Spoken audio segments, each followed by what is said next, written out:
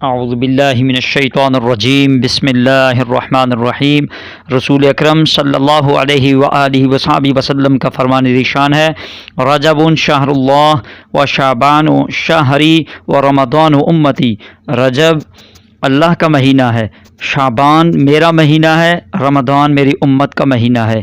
آپ دوستوں سے گزارش ہے اس چینل کو سبسکرائب، لائک، شیئر ضرور کیجیے گا۔ ہمارے اسلامی سال کے 8ویں مہینے کا نام شعبان ہے، اور اس ماہ مبارک میں ایک ایسی عظمت و برکتوں والی رات ہے جس کی اہمیت اور جس کی فضیلت حدیث سے معلوم ہوتی ہے، اور اس رات کا نام شب براءت ہے، مطلب یہ کہ گناہوں سے بری ہونے کی رات۔ حضرت ابو ہریرہ رضی اللہ تعالی عنہ سے روایت ہے کہ حضور سرور کون و مکان صلی اللہ علیہ وآلہ وسلم نے ارشاد فرمایا کہ ایک شعبان سے دوسرے شعبان تک کی زندگیاں ختم کر دی جاتی ہیں، یہاں تک کہ ایک آدمی چاہتا ہے کہ وہ نکاح کرے اور اولاد پیدا کرے، لیکن اس کا نام مردوں میں آ چکا ہوتا ہے اور اس کو کوئی خبر تک نہیں ہوتی۔ شعبان المکرم کی 15ویں تاریخ، شعبان المکرم کی 15ویں رات کا قیام عبادت، دن کا روزہ۔ اس حوالے سے حدیث رسول صلی اللہ علیہ وآلہ وسلم، حضور سرور کون و مکان صلی اللہ علیہ وآلہ وسلم کا فرمان عظیم ہے، جب 15 شعبان کی رات آئے تو اس میں قیام یعنی عبادت کرو اور دن میں روزہ رکھو، بے شک اللہ غروب آفتاب سے آسمان دنیا پر خاص تجلی فرماتا ہے اور کہتا ہے کوئی مجھ سے مغفرت طلب کرنے والا فاغفر لہ کہ میں اس کو بخش دوں، ہے کوئی روزی مجھ سے طلب کرنے والا فارزقہ کہ میں اسے روزی دے دوں، ہے کوئی فلاں مصیبت زدہ کہ میں اس کی مصیبت کو دور کر دوں، ہے کوئی فلاں حاجت والا کہ میں اس کی حاجت کو پورا کر دوں۔ اسی طرح یہ اعلان صبح صادق تک یعنی فجر کی اذان سے پہلے تک ہوتے رہتے ہیں۔ سنن ابن ماجہ جلد دوم۔ ایک اور حدیث رسول صلی اللہ علیہ وآلہ وسلم حضرت عائشہ صدیقہ سلام اللہ علیہا سے روایت ہے، آپ صلی اللہ علیہ وآلہ وسلم نے فرمایا، اے عائشہ کیا تمہیں معلوم ہے کہ آج کی رات یعنی شعبان کی 15ویں رات میں کیا ہوتا ہے؟ حضرت عائشہ رضی اللہ تعالی عنہا نے عرض کی، یا رسول اللہ صلی اللہ علیہ وآلہ وسلم آپ بتلائیے، ارشاد فرمائیے۔ تو آپ نے فرمایا، اس سال جتنے انسان پیدا ہونے والے ہوتے ہیں وہ اس رات میں لکھ دیے جاتے ہیں، اور جتنے لوگ اس سال میں مرنے والے ہوتے ہیں وہ بھی اس رات میں لکھ دیے جاتے ہیں۔ اس رات بنی آدم کے اعمال اٹھائے جاتے ہیں، اور اسی رات میں لوگوں کے رزق بھی اترتے ہیں۔ آپ خود اندازہ کیجئے کہ جس رات میں مرنے والوں کی فرشتیں اور پیدا ہونے والوں کی فرشتیں اور اسی طرح اعمال اٹھائے جانے اور روزی کے اترنے کا بیان سامنے آئے، وہ رات کتنی اہم اور خاص رات ہے جس کو ہم غفلت کی نظر کر دیتے ہیں، تو یہ اپنی ہی کوتاہی ہے، اپنی ہی نادانی ہے یا نہ سمجھی ہے یا غفلت ہے۔ اللہ تعالی ہم سب کو اس رات کی برکات نصیب فرمائے اور عبادت الہی میں گزارنے کی اور دن کو روزہ رکھنے کی توفیق عطا فرمائے۔ حضور سرور کون و مکان صلی اللہ علیہ وآلہ وصحبہ وسلم کا فرمان ذیشان اس سے معلوم ہوا، جو 5 راتوں میں شب بیداری کرے یعنی جا کر عبادت میں گزارے اس کے لیے جنت واجب ہو جاتی ہے۔ ان میں سے ایک ذی الحج شریف کی 8ویں، 9ویں اور 10ویں رات، یہ اس طرح 3 راتیں ہوئیں، اور چوتھی عید الفطر کی رات، اور 5ویں شعبان المعظم کی 15ویں رات یعنی شب براءت۔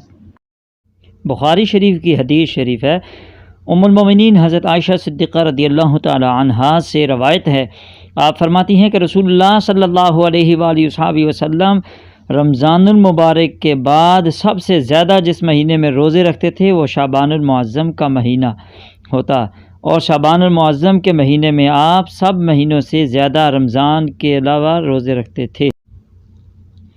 ماہ شعبان اور شب برات کے مسائل و احکام میں یہ بات یاد رکھیے، شب برات میں 3 اعمال احادیث سے ثابت ہیں۔ نمبر 1، 15ویں رات کو اپنے گھر میں نفلی اور انفرادی عبادت کرنا، یہ بھی حدیث سے رسول صلی اللہ علیہ وآلہ وسلم سے ثابت ہے۔ اور نمبر 2، 15ویں شعبان کی رات کو قبرستان جانا بھی نبی علیہ الصلوۃ والسلام کے عمل مبارک سے ثابت ہے۔ آپ صلی اللہ علیہ وآلہ وسلم 15ویں رات شعبان کی یعنی شب برات کی رات جنت البقیع کے قبرستان میں تشریف لے گئے اور مردوں کے لیے دعائے استغفار بھی آپ نے فرمائی۔ ترمذی شریف کی حدیث سے یہ بات معلوم ہوئی۔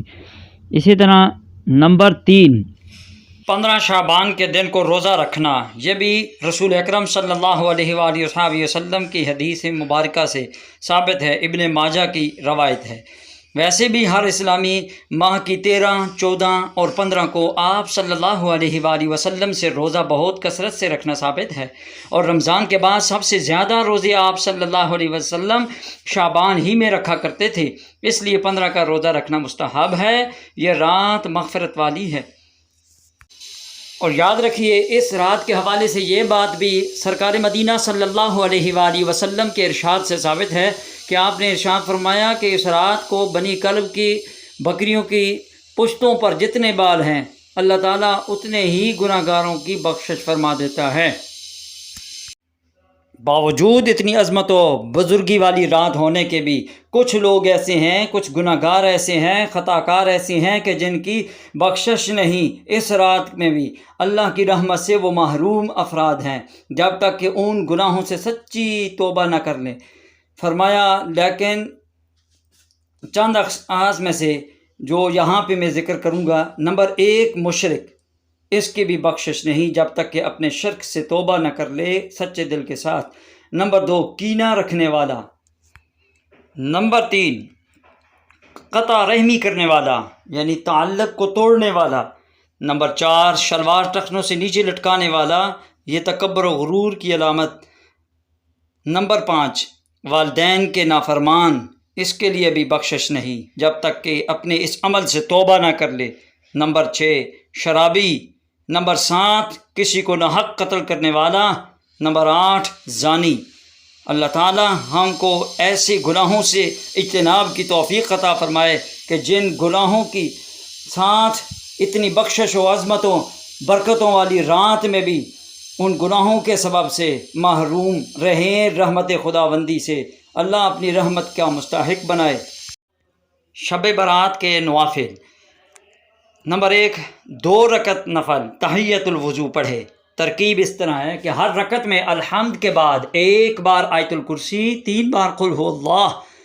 فائدہ اور فضیلت، ہر قطرہ پانی کے بدلے 700 رکعت نفل کا ثواب ملے گا انشاءاللہ۔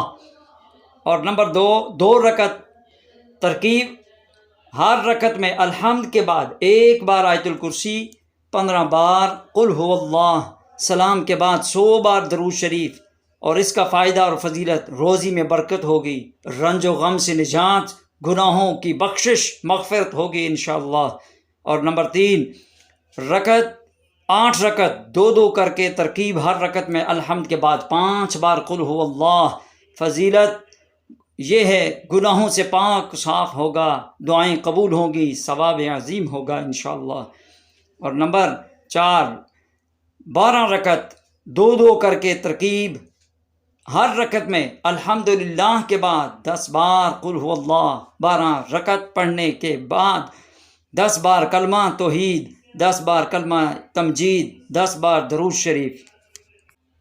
اب آخر میں 8 رکعت یاد رکھیے، اگر یہ پڑھنا چاہیں تو 8 رکعت 2 کر کے ترکیب ان کی یہ ہے کہ ہر رکعت میں الحمدللہ کے بعد 11 بار قل هو اللہ۔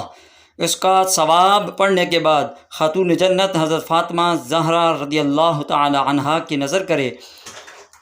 آپ فرماتی ہیں کہ میں ایسی ترتیب سے نماز پڑھنے والے اور اس کا ثواب مجھ تک پہنچانے والے کی شفاعت کیے بغیر جنت میں قدم نہ رکھوں گی۔